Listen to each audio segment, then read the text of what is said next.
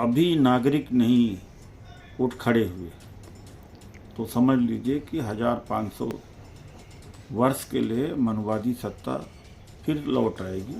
जैसे बौद्ध धर्म को नष्ट करके अभी तक ये चले आ रहे थे जब तक कि संविधान नहीं आया।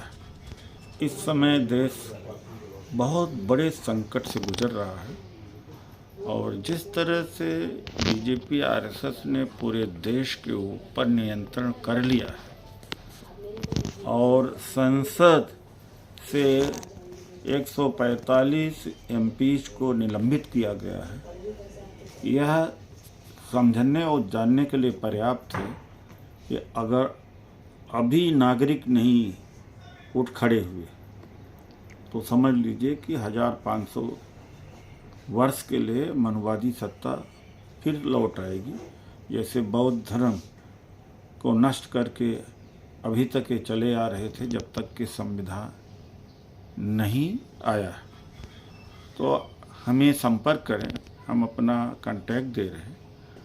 और जो भी ईवीएम के खिलाफ लड़ना चाहते हैं, यह चुनाव अब बैलेट से होना चाहिए। ईवीएम में बेईमानी है।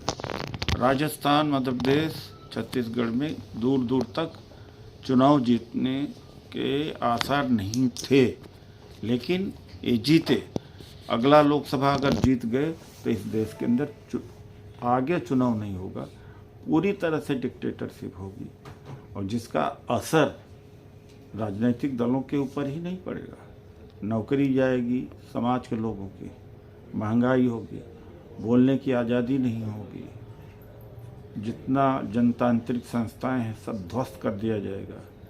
फिर से डिक्टेटरशिप पूरी देश में लागू हो जाएगी। इसलिए हमसे आप जुड़े और अभी हम राष्ट्रीय स्तर पर संगठन का निर्माण कर रहे हैं, काफ़ी हद तक हमने किया भी है।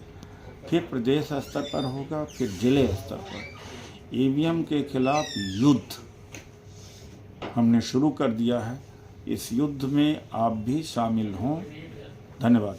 आप सब जानते हैं कि जनज्वार का खर्च आपके जनसहयोग की बदौलत चलता है।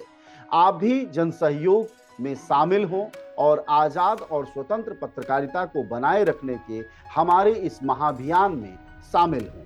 हमें इंतजार रहेगा आपके सहयोग का, क्योंकि आपका सहयोग ही हमारी मजबूती का सबसे ताकतवर रास्ता है। धन्यवाद साथी।